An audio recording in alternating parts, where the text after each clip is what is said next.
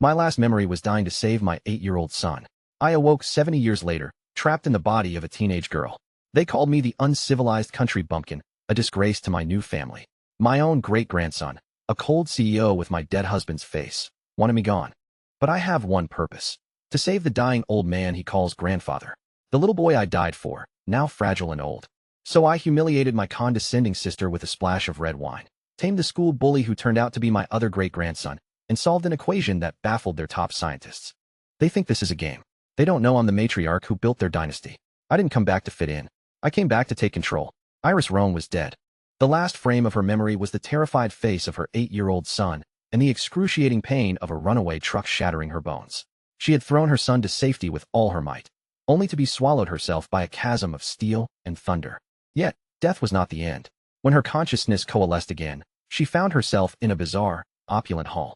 Crystal chandeliers overhead refracted a blinding, kaleidoscopic light, and the air was thick with the cloying sweetness of perfume and food. Men in crisp suits and women adorned with glittering jewels moved like elegant silhouettes before her eyes. It was all utterly foreign, and even the control she had over this body felt sluggish and disconnected. This was not her body. Whispers reached her ears, flooding into her chaotic mind like a tide. Look, that's her, the Roan family's eldest daughter they brought back from the countryside. I heard she spent 18 years in some rural town, completely uncivilized. Her mother died 2 months ago, so Mr. Roan finally brought her back. Countryside, 18 years, mother's death. Countless unfamiliar fragments of information stabbed into her brain. Amidst the sharp pain, a new life story unfolded before her. She, Iris Roan, a university professor from the early days of modern China, had traveled 70 years into the future. Her soul now inhabited the body of an 18-year-old girl who shared her name. The original owner of this body, brought to her biological father's home after her mother's death, had faced suppression from her stepmother, neglect from her father, and ostracism from her half-sister. Ultimately, mired in endless despair, she had developed severe depression and quietly ended her own young life. Sister, so this is where you were. A sickly sweet voice sounded beside her. Iris slowly raised her eyes to see a face with delicate makeup. It was the original owner's sister, Isabel Roan. She held a glass of red wine, her gaze a mixture of feigned concern and smug superiority. Sister, you're holding the glass wrong, Isabel said with a smile in her voice. Red wine is a living thing. The warmth of your palm will ruin its palate. Here, let me show you. Iris looked at the dark red liquid in her hand, which shimmered with a dangerous glint under the lights. She smiled faintly, a smile devoid of the original owner's timidity, replaced by a coldness forged by hardship. Is that so? Before she finished speaking, Iris flicked her wrist. The entire glass of red wine traced a graceful arc through the air, splashing squarely onto Isabel's stunned face. The dark red liquid trickled down her perfect makeup like a winding streak of blood, soaking her expensive white dress and leaving her in a state of utter disarray. You're insane, Isabel shrieked, her voice distorted by shock. Iris placed the empty glass on a nearby tray with a soft click. She leisurely dusted off her fingers and asked quietly, "So, has the palate changed now?" A collective gasp swept through the room. The guests who had been whispering in corners were now staring with wide eyes. Iris's cold gaze swept over them, like a blade scraping across each of their faces. A group of well-mannered people, hiding in the dark to pass judgment on a country girl who's just arrived. I suppose that isn't rude at all. The crowd fell silent, their faces a mixture of green and white. Isabel, covering her face, ran away crying through the mortified silence. Finally, some peace. Iris could breathe. From the cheap bag the original owner carried, she pulled out a cold metal rectangle, a smartphone. Relying on residual memories, she clumsily opened a news app. 70 years had passed in the blink of an eye. The humiliations of her era had been washed away. A strong and confident nation now stood proudly on the world stage. Her eyes grew moist with the unfulfilled dreams of her generation. Just then, a commotion erupted at the entrance of the banquet hall. The crowd parted like a tide. A tall figure walked in against the light, seeming to absorb all the brilliance of the hall. He wore a perfectly tailored black suit, his shoulders broad and his figure long and lean. Every step he took carried an innate sense of pressure. The light cast deep shadows on his chiseled profile. Iris only glanced over casually, but her breath was instantly stolen. That face, the deep-set eyes, the high-bridged nose, the subtle curve of his lips when pressed together. It was identical to her husband's. Impossible. Her husband had died a martyr for the country 70 years ago. It's Mr. G. My God, Leo G. is actually here. Gasps of surprise rose around her. It was Leo G.? Iris's pupils contracted sharply. She pushed through the crowd, almost stumbling as she rushed to the man. Up close, the impact of his face was even more lethal. She heard her own voice trembling as she asked, "What is your relationship with Arthur G?" Her question plunged the entire bustling hall into dead silence. Arthur G was the son she had carried for 10 months, the 8-year-old child she had protected with her life. Insolence. How dare you speak old Mr. G's name so casually? Mr. Rome's daughter is truly crude and ill-mannered. The original owner's father, Victor Rome, was terrified. He hurried forward, bowing and scraping to the man. "Mr. G, my daughter is young and foolish. Please don't take offense." Then he hissed at Iris. "Apologize to Mr. G right now." Iris's mind was buzzing. Arthur G, her son, was now old Mr. G. Then this young man was her great-grandson. This was too cruel a joke. One moment, she was holding her 8-year-old son's hand. The next, her son was an old man, and she was trapped in this chaotic timeline with the face of an 18-year-old. She managed to speak, her voice hoarse. "Arthur G, is he still alive?" Victor Rome frantically clamped a hand over her mouth. But the man who looked so much like her husband, Leo G, curved his stern lips into a ghost of a smile. "My grandfather is in fine health. Mr. Rome, you've certainly raised a fine daughter." Without another glance at her, Leo G turned and left. Iris instinctively tried to follow, but her wrist was seized by Victor. "Is this how your mother taught you? You've disgraced the entire Rome family." That night ended in chaos and arguments. Iris fainted from a splitting headache, waking up in the early hours of the next morning. She had no desire to sleep. On her phone, she finally found news about Arthur G. On the screen, a wrinkled, aged face made her heart ache. Her sweet Arthur, the little boy who used to hug her neck and act cute, was truly old. The report stated that Arthur G's health was poor in his later years, and he was often recuperating abroad. The G Corporation was now fully managed by his grandson, Leo G. To see her son, she had to go through Leo. That was clearly not going to be easy. The next day, Iris walked into Haicheng High School. The original owner was a repeating student, forced into this prestigious school. Iris had little interest in high school textbooks. As a top scholar in her past life, she was more concerned with where the country's academic frontiers had advanced after 70 years. She went straight to the library, greedily gathering a stack of thick physics and mathematics treatises. As she walked out of the library, the harsh sound of skateboard wheels approached from the side. A boy with pink hair was riding a skateboard, deliberately charging at her. Iris's vision was blocked by the tall stack of books, and by the time she heard the sound, it was too late to dodge. A sharp impact on her shoulder sent a dozen books scattering to the ground. Not only did the skateboarder not apologize, but he executed a flashy stop nearby, drawing whistles from the surrounding crowd. Iris looked up, her gaze as cold as ice. "Pick them up." The boy, Noah G., the infamous school bully, nonchalantly cleaned his ear. "What did you say? You want me to pick up your books?" His lackeys roared with laughter. "Noah, who is this chick? Daring to give you orders?" Iris didn't waste words. The moment Noah turned to leave on his skateboard, she moved. Her action was as swift as lightning. She stomped her foot precisely on the tail of the board. Noah lost his balance, crying out as he fell backward. Before he could react, Iris was on him, her knee pressing accurately into his lower back, one hand gripping his wrist and twisting it behind him. The entire sequence was so fluid and fast that no one saw it clearly. "Now, can you pick them up?" Her voice was devoid of any warmth. Noah struggled, but found himself pinned, unable to move. The girl's strength was astonishing. Under the watch of a growing crowd of students, he gritted his teeth in humiliation and picked up the books one by one. But Iris's mind was already elsewhere. During evening study hall, she happened to see a news alert. G Corporation founder, Mr. Arthur G, will arrive at Haicheng International Airport at 11 p.m. tonight. Her heart leaped. She immediately told her driver to turn around and head for the airport. At 10:55 p.m., she arrived at the exit, which was already swarmed by dozens of reporters. As she desperately tried to push through, a figure in a baseball cap blocked her. It was Noah G, the school bully. He had changed into a clean white t-shirt and looked surprisingly handsome. "Hey, are you following me? Trying to get my attention this way?" Iris ignored him, her entire focus on the single exit. Suddenly, Noah pointed to another exit in the distance and shouted, "Look, old Mr. G is over there." The reporters were instantly diverted, swarming in that direction. Iris frowned, feeling something was off, but then she saw a triumphant smirk on Noah's face. Her heart sank. She whipped her head back toward the original VIP exit. At that moment, the doors opened. A group of medical personnel, surrounding a stretcher, rushed out. On the stretcher lay an old man. His hair was sparse and white, his skin hung loosely on his cheekbones, and his lips were tinged with blue as he kept his eyes shut in pain. Though time had carved cruel ravines on his face, Iris recognized him at a single glance.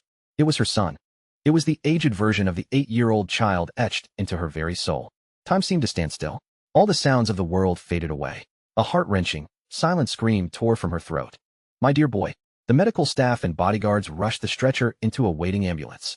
The sharp wail of the siren cut through the night, and the vehicle vanished into the flow of traffic. Iris reached out, but her hand grasped only cold, empty air. She watched helplessly as her son, the son she had crossed 70 years to see again, was taken from her, hovering between life and death. The scene at the airport was seared into Iris's soul like a branding iron. Her 8-year-old Arthur, lying on that stretcher, so old, so fragile, his life force seeming as if it could be extinguished by a breath of wind. The helplessness and panic she felt were the most real emotions she'd experienced since her arrival, a cold hand gripping her heart. She knew she couldn't wait any longer. The grudges of the Roan family, the trifles of school, they were all insignificant dust in the face of saving her son's life. The next morning, she calmly handed her signed course transfer application to her homeroom teacher. She was completely indifferent about being placed in the worst science class, Class 20. To her, the classroom was just a temporary shelter, a place to browse the knowledge of this new era. When she followed the teacher into Class 20, the room erupted like a pot of boiling water. In the back row, the school bully Noah G., with his shock of pink hair, lifted his sleepy head from his desk. When he saw it was Iris, his sleepiness vanished, replaced by a playful, self-satisfied smirk. "Well, hello there, new deskmate," he drawled, leaning back in his chair. "First you follow me, now you transfer to my class and insist on sitting next to me. Spit it out, what are you after?" Iris didn't even spare him a glance. She put down her bag, opened a thick book on differential equations, and immersed herself in her own world. This complete disregard annoyed Noah more than any rebuttal. He snatched her book, shaking it contemptuously. "I heard you only scored 100-something on your college entrance exams. That's even worse than my score. What are you doing in the science track? Don't waste resources. Just go home and feed the pigs." His followers roared with laughter. Iris slowly looked up, her gaze devoid of warmth, like a blade dipped in ice. It seems last night's lesson wasn't enough. As she spoke, she slowly stood up and grabbed the chair she was sitting on with one hand. The sheer force of her presence silenced the noisy classroom. Noah could even feel the wind from the chair leg as it brushed past his scalp. He had no doubt this woman would actually smash it down on him. "I was just kidding. Do you have to be so serious?" he shouted, his bravado failing him. Iris slammed the chair down with a loud thud. The sound wasn't deafening, but it struck a chord in everyone's heart. "I was just kidding too," she said lightly. "Scared already?" Noah's face turned crimson, but he couldn't utter a word. He knew he was completely outmatched. Iris spent the afternoon preparing for her evening plan. The moment the final bell rang, she was the first out the door, hailing a cab to an address, Lotus Manor. This was the house she and her husband had shared, the place where she had personally planted a pond full of lotus flowers. 70 years later, the manor had been beautifully maintained, a quiet, elegant sanctuary in the bustling city. She stood before the ornate iron gate, but before she could knock, it opened from the inside. Leo G. walked out, looking exhausted, the dark circles under his eyes revealing a sleepless night. Seeing the girl at his gate, he frowned. "Miss Roan, Mr. G." Iris met his scrutinizing gaze, her tone calm, but unyielding. "I've come to visit old Mr. G." Leo's eyes turned cold. The address of the G family's private residence was a closely guarded secret. How had this mysterious girl found her way here? "No need to be surprised, Mr. G." Iris seemed to see through his thoughts. She smiled slightly and uttered a series of earth-shattering words. "If my calculations are correct, the key for the G Corporation's core vault this month should be KYLNANGLIN, shifted by 7 places. Am I right?" Leo's pupils contracted violently. For the first time, his perpetually calm face showed an expression of pure shock. This key was the highest family secret, generated by an extremely complex algorithm, changed monthly, and known only to the heads of the family. This girl, how could she possibly know? Seeing his stunned expression, Iris knew her gamble had paid off. That algorithm had been a little game she had designed in her spare time. She took a step forward and asked again, "Now, may I go in and visit the patient?" Leo stared at her for a long time, his gaze seeming to want to see right through her. Finally, he slowly stepped aside and made a gesture of invitation. Stepping into the familiar courtyard, she saw the lotus flowers had withered, leaving only decaying leaves. Crossing the yard and entering a bedroom filled with the scent of disinfectant, Iris finally saw her son. He lay quietly in bed, surrounded by sophisticated medical instruments, his pale face covered in deep wrinkles. Those wrinkles were like ravines, mercilessly carving 70 years of time onto his features. Each one was a needle piercing her heart. She thought she would find it hard to accept, but as she approached, as her fingertips gently touched his withered hand, the primal maternal love from her very blood overwhelmed all reason. She sat by his bed, held his hand to her cheek, and whispered in a voice that only they could understand, a murmur that crossed space and time. "My dear boy." Standing to the side, Leo felt his entire worldview collapsing. My dear boy? That term of endearment. He had only seen it in the oldest family records. It was what his great-grandmother had called his grandfather. Who was this 18-year-old girl? Iris didn't stay long. She took a pencil from her bag and quickly sketched a simple drawing on a piece of paper, a mother holding a child's hand. She placed it on the bedside table, then stood up and said to Leo, "I'll come by at this time every day from now on. We should exchange numbers, for convenience." She even called him, half-jokingly, "Leo, see you tomorrow." Leo mechanically complied, his mind a jumble of chaos. He sent people to investigate her, but the results came back blank. The Rung family had no connection whatsoever to the G family. After leaving Lotus Manor, Iris went to a bookstore. She needed money, but when she saw the expensive journals and magazines, she realized she only had a few $100s in her account. She laughed at herself. She never thought she'd be worrying about money. She couldn't very well just tell Leo, "I'm your great-grandmother. Give me money." She would have to rely on herself for now. When she returned to the Rung house that evening, her stepmother, Linda, was excitedly talking to Isabel in the living room.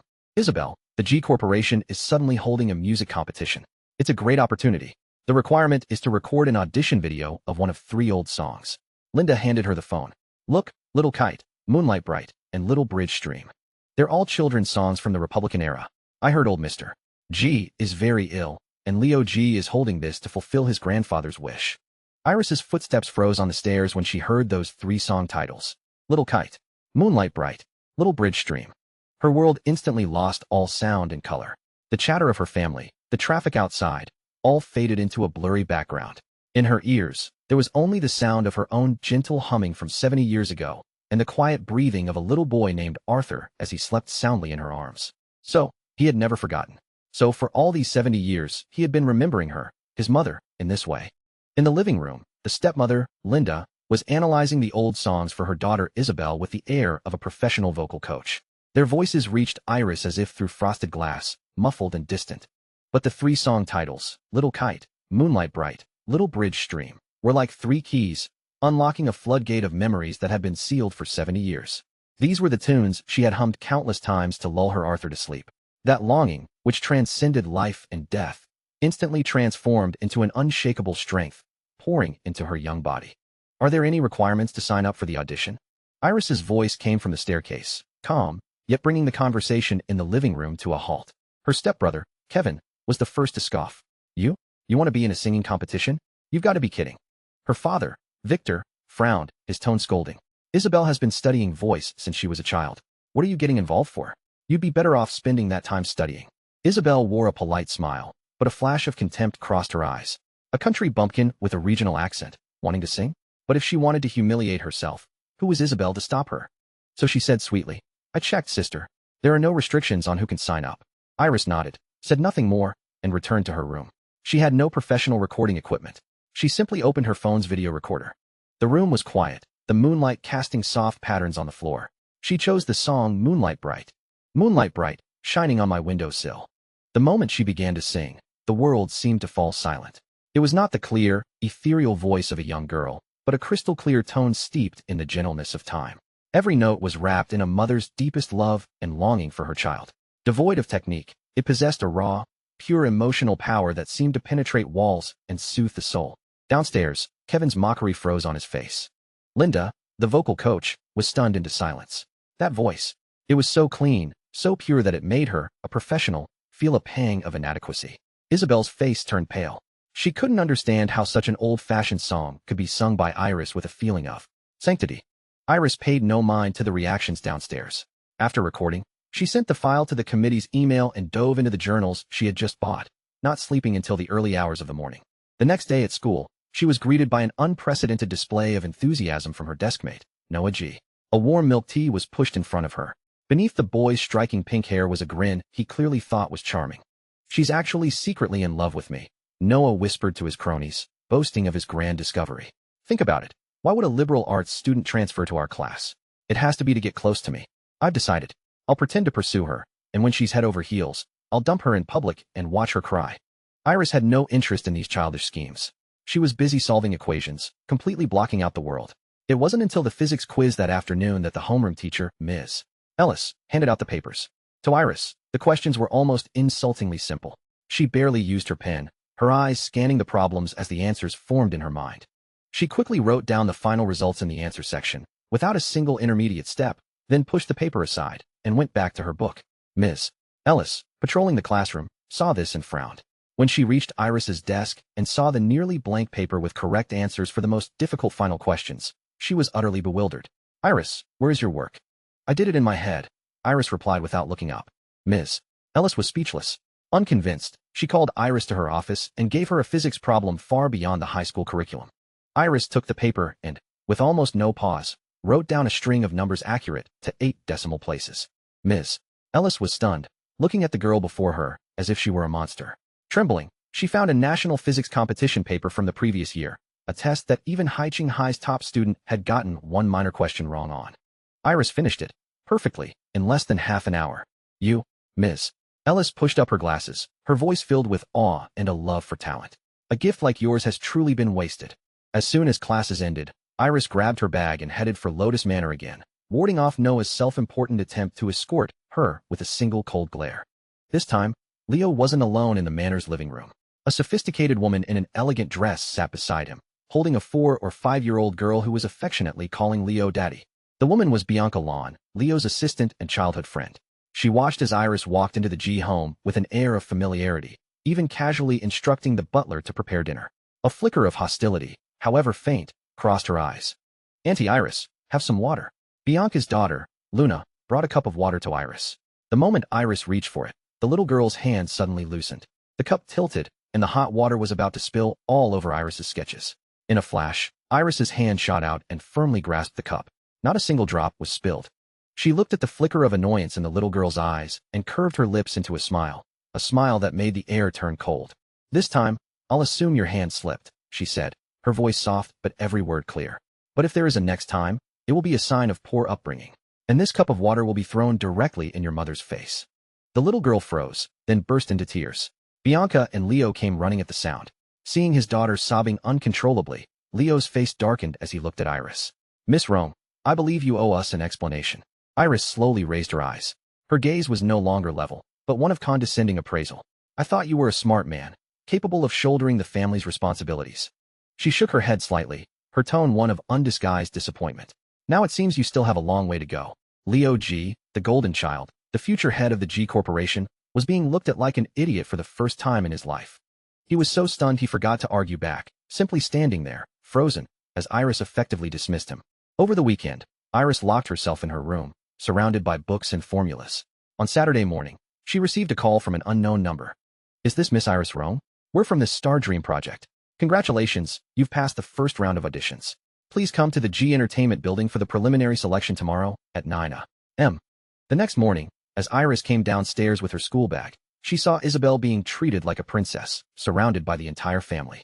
She was wearing a custom pink sequin dress, her makeup perfect, ready for her audition. "Sister," Isabel asked with feigned concern, "didn't you sign up to? Did you get an F? Invitation from the show?"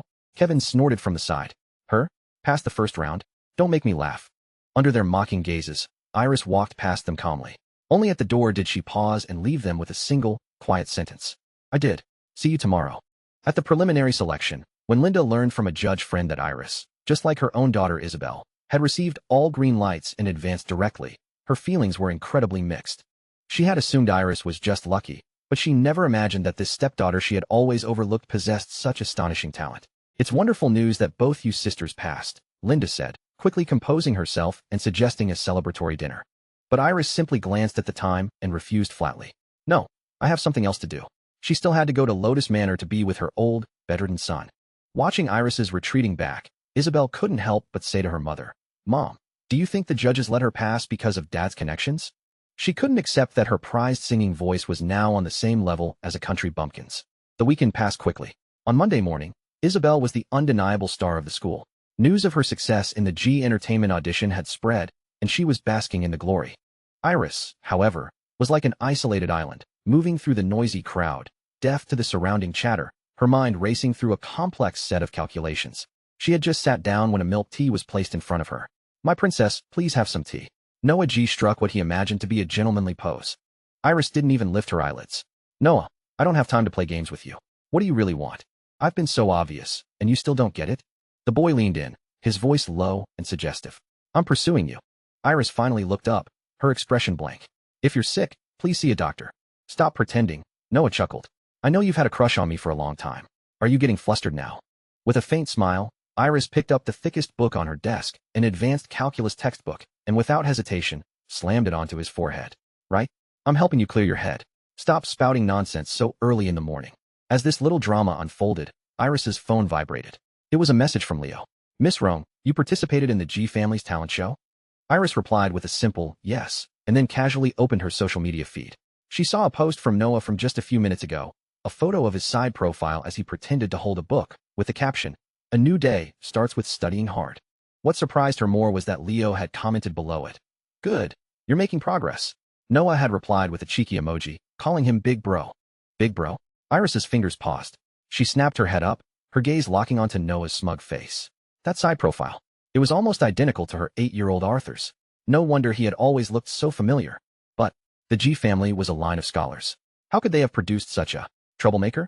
She took a deep breath, raised her phone, and with a click, took a picture of his side profile, sending it directly to Leo. What is your relationship? Leo's reply was swift. Miss Rome knows the G family's core security key. How could you not know his relationship to me? So he's also a G? My brother.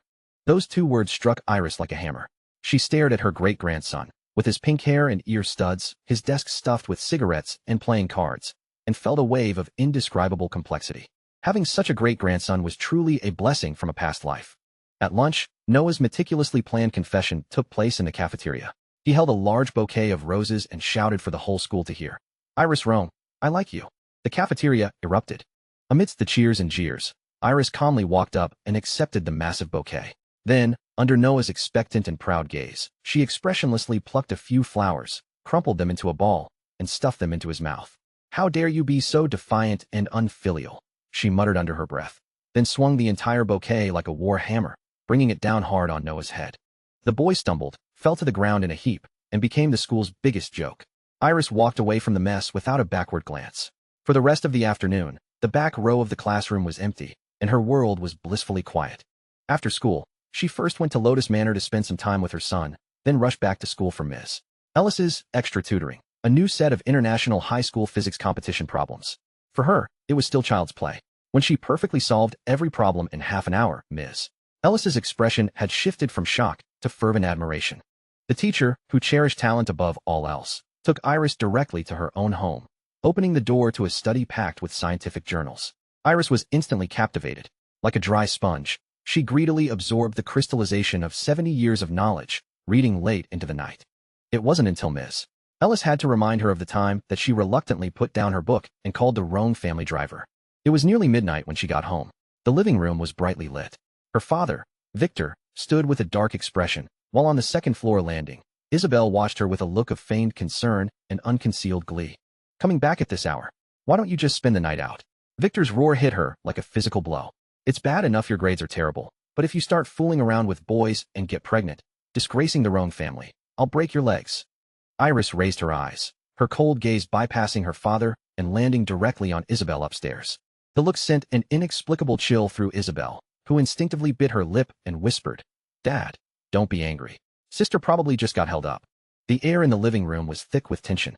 Victor Rome's anger was a volcano on the verge of erupting, while from the second floor, Isabel's feigned concern was an invisible fan, diligently stoking the flames. Iris calmly changed her shoes. In response to her father's tirade, she stated a simple fact. I was at my teacher's house, studying.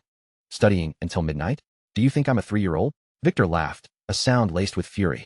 The final year of high school is demanding. Commuting every day is a waste of time. Iris said, using his own anger to her advantage as she presented her solution. Starting tomorrow, I'm moving into the dorms. This only added fuel to the fire. Victor was about to explode when his phone rang at the most inconvenient time. The caller ID read Ms. Ellis. He swallowed his rage and answered the call. On the other end, Ms. Ellis's voice was clear and excited. Mr. Rome, hello, has Iris gotten home yet? I'm the one who kept her at my house to study tonight. I'm so sorry for the delay. I've discovered your daughter has an astonishing talent for physics. I plan to register her for the upcoming national physics competition. Victor was stunned into silence, clutching the phone. After hanging up, he looked at his eldest daughter with a complicated expression. Iris spoke again, her voice calm and even. May I move into the dorms tomorrow? This time, Victor could find no reason to refuse. Iris's talent sent ripples through Haiching High. Her physics teacher, Ms. Ellis, treated her like a treasure, directly reserving the sole spot for the physics competition for her. Her math teacher, Mr.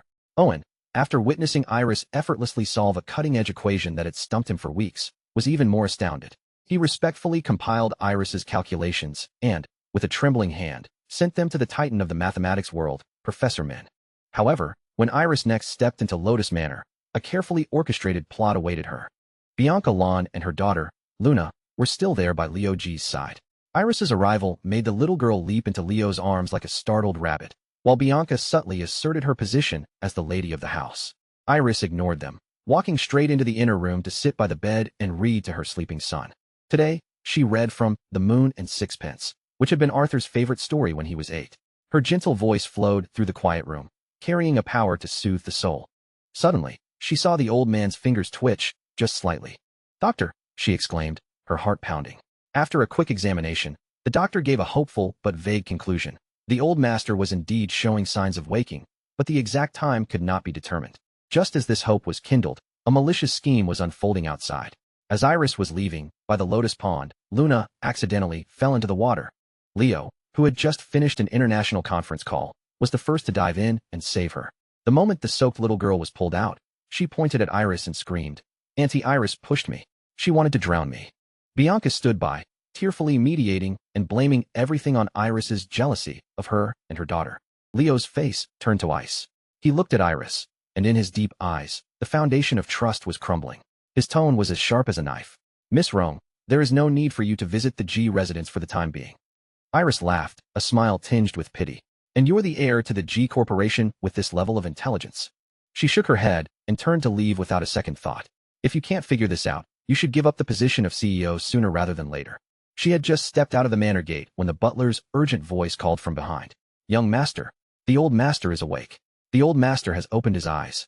Leo forgot everything else and rushed back to the room. He saw the old man on the bed, his cloudy eyes truly open. Arthur weakly drank a few sips of congee, his gaze sweeping across the room until it landed on the simple drawings by the bed. His hand began to tremble violently, and his voice, as hoarse as sandpaper, rasped out, "These? Whose drawings are these? Where is she?" When he learned they were drawn by the Miss Roan he had just driven away, old Mr. G tried to get out of bed, disregarding everything else, and roared, "I want to see her now. Immediately. Right now." And so, Iris, who had just been expelled, was met at the bottom of her school dormitory by the returning G family butler, who escorted her back to Lotus Manor with the utmost reverence. As dusk settled, Iris once again walked into that bedroom. Arthur G was staring intently at the doorway. When he saw only a very young figure enter, the light of hope in his old eyes instantly dimmed. Of course, what had he been dreaming of? His mother had been dead for 70 years. But just as he prepared for another wave of disappointment, a gentle voice, as if from a distant time, whispered in his ear, "My dear boy." Arthur's entire body shook. He snapped his head up. That name, that endearment, was a key that instantly unlocked the softest memories, sealed away for 70 years. He watched the young girl walk toward him, sit by his bed, her voice filled with infinite tenderness. "It's me, Mama." Standing to the side, Leo felt his brain cease to function. Iris picked up a drawing of a small dog. "My dear boy, do you remember his name?" "It was Pinecone. We found him under a pine tree." She picked up another drawing. "And this time, you lost a fight and sat on the ground crying, asking me why I didn't give you more brothers and sisters." As she spoke, tears streamed down her face. She reached out and gently stroked her son's aged cheek, a landscape carved with the ravines of time. "If I had known I was leaving you all alone, I would have had more children. My dear boy, Mama left so early. It must have been so hard for you, all alone." Arthur's defenses completely crumbled. He didn't want to ask why, nor did he want to think about how absurd it all was. All he knew was that the warmth that belonged only to his mother, the bond etched into his very soul, had returned. Mama, the 78-year-old man, like a child lost for decades, had finally found his way home. He threw himself into Iris's arms and sobbed, pouring out 70 years of loneliness, longing, and grief. Iris held him tightly, patting his trembling back again and again. "It's Mama. I'm back. I'll never leave you alone again." Witnessing this, Leo felt his worldview being crushed, inch by inch. He couldn't accept that his revered grandfather was crying like a child in the arms of an 18-year-old girl. "This is absurd," he finally burst out. "You expect me to believe you're the family matriarch based on a few drawings and some memories? It's not scientific." With a sharp slap on the bedside table, old Mr. G roared with unquestionable authority, "That is your great-grandmother. How dare you speak to your elder like that? She is my mother. What other proof do I need?" "Arthur, don't be angry." Iris soothed her son, then turned to Leo and shook her head. "Leo isn't very bright, it's true. He's still young. We can teach him, slowly." Leo was about to explode. He, a renowned genius, was being called not very bright by a high school repeater? What made him even more incensed was that his grandfather, whom he had always looked up to, nodded in solemn agreement. He does seem a bit dim. Mama, how do you think we should teach him? Iris looked at Leo's tightly pressed lips and spoke coolly. Someone who isn't bright probably doesn't have the ability to steer a ship as large as the G Corporation. Arthur, do you really think he is a suitable CEO? Old Mr. G didn't hesitate. There are 5 grandsons in this generation. I'll call them all back. Mama, you can personally choose the heir. Leo G felt like he was losing his mind. His grandfather, a man of stern dignity his entire life, was about to replace him, the heir groomed for over a decade, all because of a single sentence from a mysterious high school girl? It was more absurd than time travel itself. But when he looked up and saw the genuine, heartfelt smile on his grandfather's face, a smile he had never seen before, all his arguments died in his throat. Perhaps, accepting this great-grandmother wasn't such a bad thing for a man who had lived a lonely life. Great-grandmother. Leo forced the words out, feeling his entire worldview being reshaped. Iris smiled, satisfied. That's a good boy. That night, Iris returned to her bedroom from 70 years ago. Everything in the room was preserved as it was, as if its owner had never left. The black hair clip on the desk, the yellowed wedding photo by the mirror, the closet half filled with gowns and half with work clothes, all spoke silently of the past. She lay down on her own bed and slept dreamlessly. In the morning, the door opened and a figure stumbled in. It was Arthur. Like a child afraid that a beautiful dream would vanish upon waking, he had kept watch at her door all night. Mama, I was afraid yesterday was just a dream. It wasn't a dream. Mama is really back. Iris smiled, helping him up and taking his wrinkled hand in hers, just as she had 70 years ago. The two descended the stairs, a picture of familial warmth. At the dining table, Arthur solemnly commanded the butler, "From now on, Miss Rome's orders take precedence over my own." The declaration stunned both the butler and Leo, who had just emerged from his study. But what happened next shocked them even more. The sound of a car engine grew louder, and Noah G, with his conspicuous pink hair, burst in. "Grandpa, I'm back," he shouted, then spotted Iris at the table. He broke into a smirk. "I have to say, Iris, you reject my confession and then show up at my house. What's the deal?" Having second thoughts. Before he could finish, a firm slap landed on the back of his head. His grandfather dragged him away from the table, roaring, "You little brat. This is your great-grandmother. Get on your knees." "What great-grandmother?" Noah was completely baffled. "You idiot." Arthur was fuming. He pointed at Iris and made a formal introduction. "This is my mother, which makes her your great-grandmother. Anyone who disrespects her can get out of the G family." Noah's brain shut down. He looked at his older brother, only to see the ever-composed Leo silently accepting this ridiculous reality. Under his grandfather's authority and his brother's tacit approval, Noah reluctantly squeezed out the words, "Great-grandmother." After breakfast, Noah was sent to pick up Leo's daughter, Dodo, from her preschool. The 4-year-old girl was as beautiful as a porcelain doll, but she kept her head down timidly, afraid to speak loudly. Just then, Bianca Lawn arrived with her own daughter, Luna. What followed ignited a fire in Iris's heart. Luna was the center of attention, surrounded by Leo and Arthur, whining for hugs and presents, her every whim indulged. Meanwhile, Leo's own daughter, Dodo, was an invisible shadow, ignored in a corner. When Dodo finally mustered the courage to ask her father to help her with the fish bones, Leo just replied coolly, "You're a big girl now. You should learn to take care of yourself." The atmosphere at the table froze. A triumphant smile played on Bianca's lips, while Dodo buried her head even lower. "Arthur G." Iris's voice was quiet but carried immense weight. She tossed an entire fish into Arthur's bowl, her eyes as cold as ice. "If your eyes haven't gone bad with age, then pick the bones out for Dodo." Now, sensing his mother's wrath, Arthur said nothing, picked up his chopsticks, and began silently deboning the fish for his great-granddaughter. Bianca stared dumbfounded. She had never seen anyone dare to speak to Arthur G in such a tone. The meal ended in a strange atmosphere. Eager to please his mother, Arthur suggested that Leo clear his afternoon schedule to take Iris shopping. But Luna tugged at Leo's sleeve, cooing, "Daddy, didn't you promise to take me to the movies this afternoon?" Leo actually hesitated. He was considering neglecting his newly returned great-grandmother for an outsider's child. Arthur's face hardened. "Fine. Leo, you take Luna to the movies." He stood up, leaning on his cane, his voice booming. "I will personally take my mother shopping. Noah, you drive." Iris bent down and picked up Dodo from her corner. "You're coming with us, too." Noah happily ran to get the car. He knew today was a day to spend his grandfather's money freely. Watching the car carrying the 4 of them speed away, Leo stood holding Luna, and for the first time, felt a sense of being abandoned by his entire family.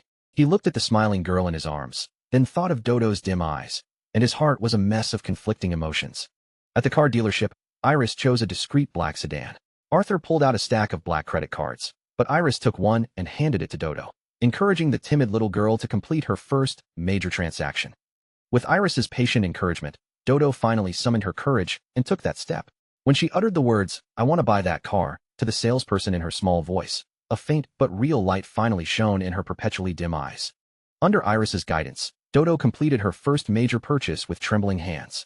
When the smiling salesperson returned the card to her, the little girl's face broke into a smile brighter than any she'd worn before. It was as if stars had been lit in her once dull eyes. Watching the scene, Arthur G. sighed contentedly. Letting Dodo and Luna play together was the right call. See, she's become so much more confident. Iris shot him a sideways glance, her disdain palpable. Arthur immediately understood his mother's meaning and quickly promised that Dodo would live at home from now on, that he would never again leave the child at a boarding school. Next, Iris's reforms turned to Noah. "Noah, you're moving back home too." "No," Noah protested instantly. "It's not up to you." Arthur kicked him squarely in the rear, issuing a direct order. "From now on, you are responsible for driving your great-grandmother to and from school, and for tutoring her." Tutoring her? Noah was 1,000% against it, but then a thought struck him. An old relic from 70 years ago must have worse grades than him, the class dead last. The idea instantly cheered him up. The rest of the shopping trip was Iris's way of making up for what the era owed her. She bought Dodo every princess dress and crystal slipper a little girl could dream of, while Arthur generously stuffed a wallet full of black cards into her hand. Iris saw Noah's covetous stare and accepted the cards with a smile. "From now on, I'll be paying for Noah's living expenses." A strong, ominous premonition washed over Noah. That premonition came true the very next day at school. Iris tossed him a personally drafted Noah G. Code of Conduct. It clearly stated, for every minute late or leaving early, a $1,000 deduction. For sleeping in class, $1,000 per minute. For smoking, $5,000. For fighting, $10,000. The deadliest rule became apparent when he angrily slammed the notebook on his desk. Iris simply looked up and said calmly, "Disrespecting an elder, another $10,000. Noah was instantly silenced. What could he do? This was his family's matriarch, the source of half their wealth. He could only grudgingly put away his cigarettes and force himself to stay awake in class, transforming from a school bully into what his classmates saw as a love-struck fool willing to do anything for a girl. On Saturday, the highly anticipated first live performance of Star Dream Project began. Arthur personally drove Iris to the G Entertainment building, fussing over her with endless instructions before heading up to the top-floor office. There, he and Leo watched the live broadcast like devoted fan club presidents. At the recording studio, Isabel Roan was surrounded by a crowd of contestants, the center of attention. When she saw Iris walk in carrying a familiar-looking handbag, a contemptuous sneer touched her lips. It was a limited edition bag from a famous designer, costing over $80,000.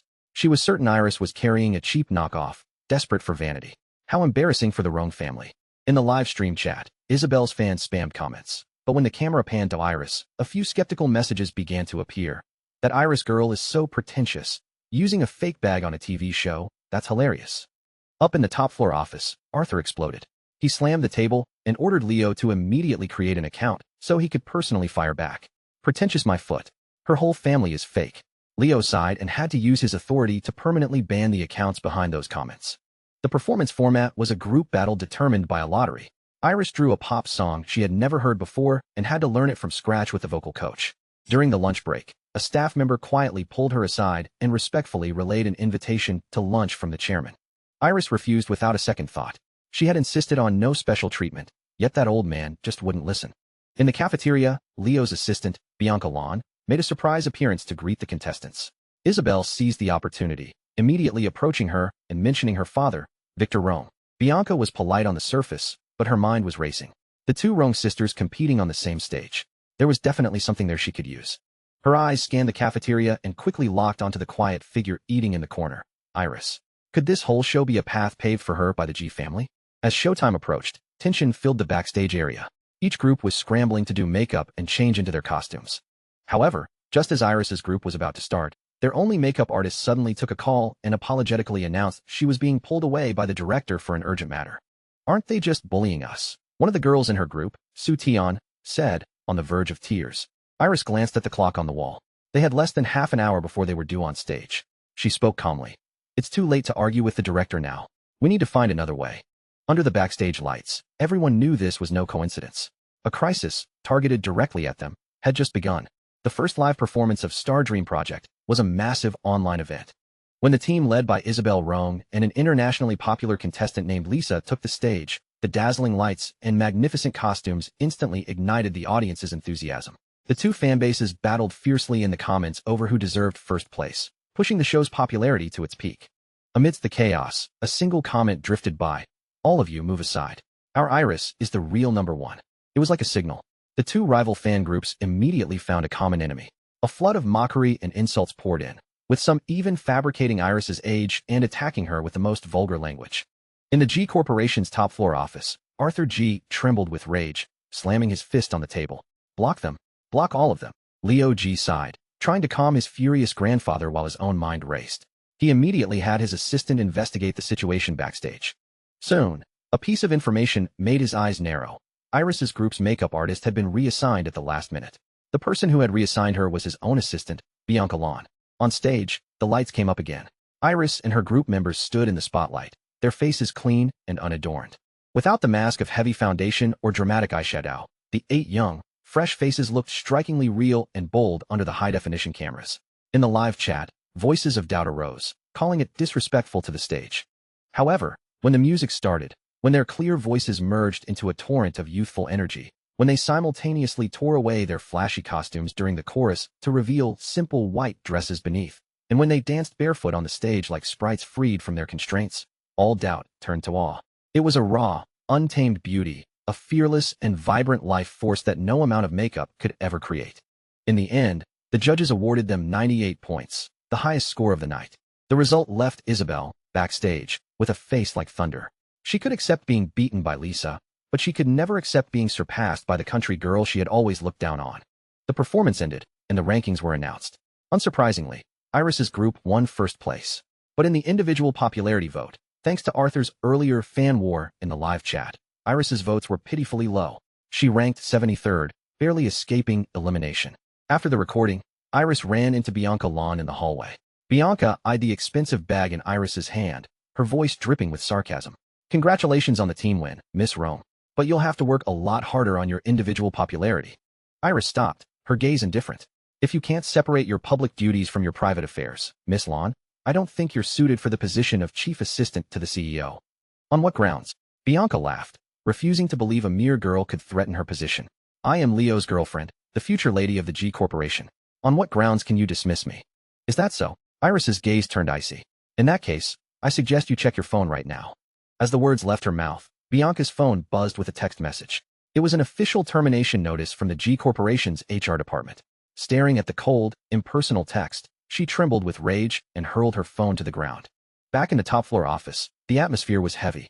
Iris sat calmly at the dining table, enjoying the late-night snack Arthur had prepared. She freely admitted to sending the termination notice by hacking into the company's system. Leo sat beside her, struggling to defend Bianca. "Great-grandmother, Bianca didn't mean it. She just values her appearance. It's not serious enough to be fired over." "Not serious enough?" Arthur exploded. "She deprives 8 young girls of their dream just so she can do her own makeup? This is a matter of character. Leo, if you can't even see that, I don't think you're fit to be CEO either." It was the first time Leo had been so thoroughly negated by his grandfather. He stubbornly pressed his lips together, refusing to back down. The standoff between grandfather and grandson seemed to freeze the very air. Finally, Arthur shook his head in disappointment and called for the chairman's secretary. In front of Leo, he had a share transfer agreement drawn up. "The name is wrong," Arthur said coldly, looking at the document. "It's not a transfer to Leo G. It's to Iris Rome." As Leo watched in shock, Iris calmly signed her name. From that moment on, she became the highest authority in the G Corporation. "Chairman," the secretary immediately corrected his address. "The chairman firing an employee does not require any explanation to the CEO, I presume?" Leo's fists clenched tightly at his sides. "Leo, the G family doesn't care about status when it comes to marriage. We care about character." Arthur's voice was unyielding. "Bianca Land's character is flawed. The G family will not accept such a woman as my grandson's wife. You will break up with her." "I won't," Leo said, straightening his back. It was the first time he had openly defied his grandfather. "This is feudalistic and tyrannical." "Good. Very good," Arthur said, his anger turning into a bitter laugh. "Since you insist on defending her, then from this moment on, the G family revokes all your credit cards and personal accounts. You are merely the CEO of the G Corporation. You will receive a monthly salary like everyone else." This was a devastating blow. Leo slumped into his chair, a headache splitting his skull. Just then, a video call came in from Luna. In a sickly sweet voice, she asked him for a princess dress that cost $22,000. $22,000. It was exactly his entire salary for the coming month.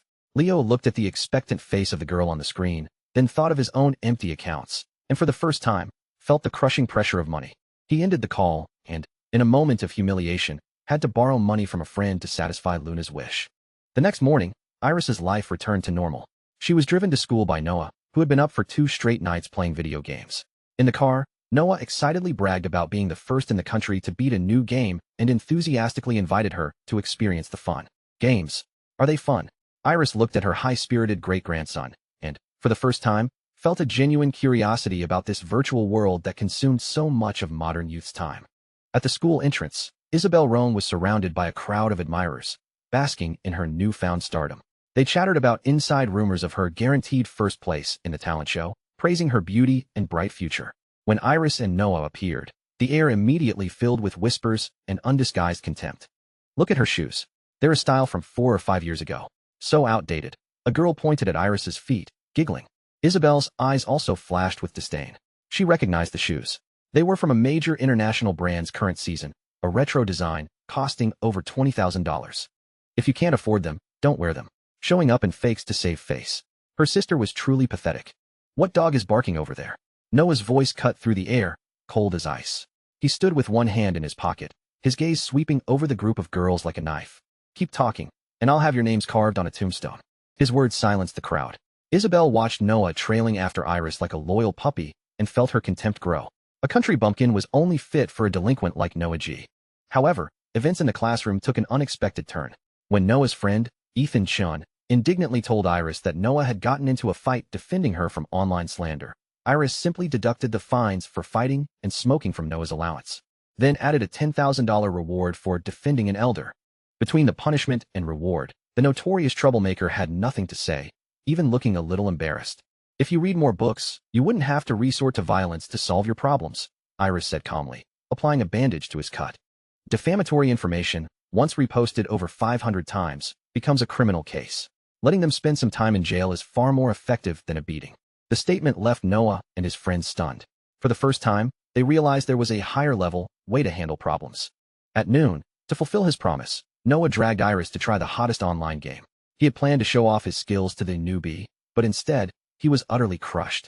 On her very first try, Iris used mathematical models in her head to calculate her opponent's movements and ability cooldowns, eliminating them one by one. In 5 minutes, she had destroyed the enemy's base. This game is too simple, she said, putting down the phone with a puzzled look. This is what you all spend your days playing. Noah and Ethan stared at each other, feeling as if their understanding of the world had just been shattered. It turned out that when a genius played video games, they really could do whatever they wanted. In the afternoon, Ms. Ellis took Iris to Haicheng University for the physics competition. Outside the examination hall, they ran into Simon Song and his mother. Mrs.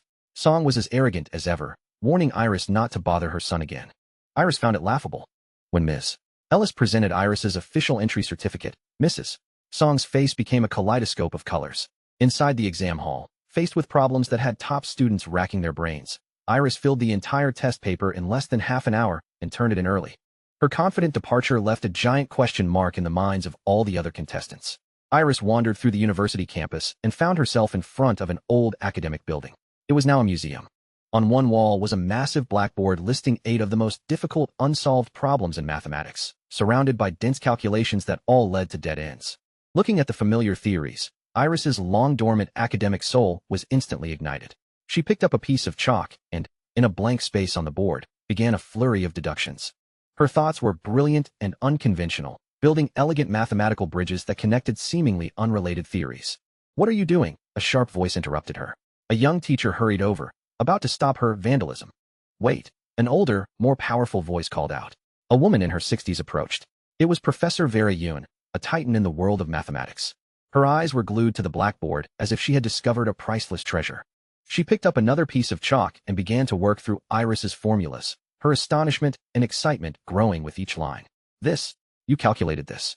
Professor Yun spun around, looking at the young girl before her with utter disbelief. For the next 2 hours, the blackboard became a battlefield of ideas between two geniuses from different eras. Their discussion ranged from planetary orbits to chaos theory, sounding like gibberish to onlookers, but for them, it was the most beautiful language in the world. "A genius like you. Why have you only just appeared?" Professor Yun looked at Iris with admiration. How would you like to have me as your teacher? And just like that, Iris became the sole disciple of the mathematical titan, Vera Yun. Her senior was the equally brilliant Professor Alan Lin. When Ms. Ellis found Iris and learned what had happened, she felt like she was dreaming. And when Leo G arrived to pick Iris up and saw her in deep conversation with Professor Lin, he too was stunned. One was a crucial business partner, the other his newly acknowledged great-grandmother. This strange connection filled him with a new, profound sense of awe for Iris.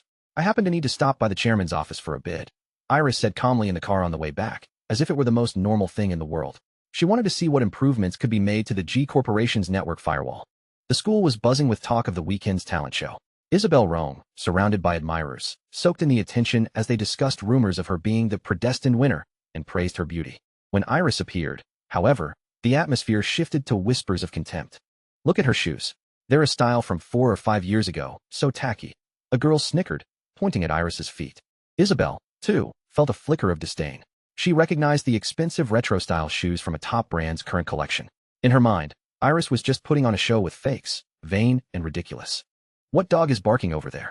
Noah's icy voice cut through the chatter. He swept his gaze over the group of girls. Keep it up, and I'll have your names carved on a tombstone. His threat brought immediate silence. Watching Noah trail behind Iris like a loyal dog, Isabel sneered inwardly. A country bumpkin deserved no better than a delinquent like Noah G. In the classroom, Iris quickly became absorbed in the equations her new mentor, Professor Lin, had sent her. It was a top-tier project from the National Aerospace Institute, calculating the trajectory of a newly discovered asteroid. Immersed in the work, she felt as if she had returned to the passionate researcher she was 70 years ago. During physics class, a beaming Ms. Ellis walked in and made an announcement that shook Class 20 to its core. Class, our own Iris Rong has passed the preliminary round of the National Physics Competition with a perfect score. The classroom fell into a dead silence. A perfect score? A transfer student from the arts track, a girl who had bombed her college entrance exams, had aced the physics competition? It sounded more unbelievable than the sun rising in the west. Faced with their doubt, Iris calmly began explaining some of the toughest problems to the class's top students. Using fundamental principles and the simplest logic, she effortlessly solved the complex questions that had stumped them for days. Her ease and profound understanding won over everyone in the room. The cafeteria at lunch became the new epicenter of gossip. Everyone was excitedly discussing how Simon Song from the top class had also passed with a perfect score, hailing him as a god of studying. So what if he got a perfect score in physics? What's the big deal? Noah scoffed dismissively. We have a perfect score in Class 22, and you don't see us bragging. Exactly, Ethan Chun chimed in beside him. Our Iris got a perfect score too. So what? His words silenced the entire cafeteria for a moment, before an even bigger storm of discussion erupted. Iris Rome, that repeater student? She got a perfect score. That's ridiculous. She must have cheated. That's it. She must have sat next to Simon Song and copied his answers. How shameless. A tide of slander and ridicule washed over them. Simon Song's name was like an insurmountable mountain, crushing all of Iris's effort and talent into a joke. Who are you calling a cheater? Say that again. Noah slammed his chopsticks down and shot to his feet, furious. His great-grandmother had been a brilliant national scientist 70 years ago. Did she need to cheat on a high school physics problem? The accusation was a monumental insult. Like an enraged lion cub, he used all his strength to defend the honor of the great-grandmother he had only just begun to revere. But Iris, through it all, simply ate her meal in silence, as if the cacophony of the outside world had nothing to do with her. In her world, there were only beautiful equations and the orbits of the stars.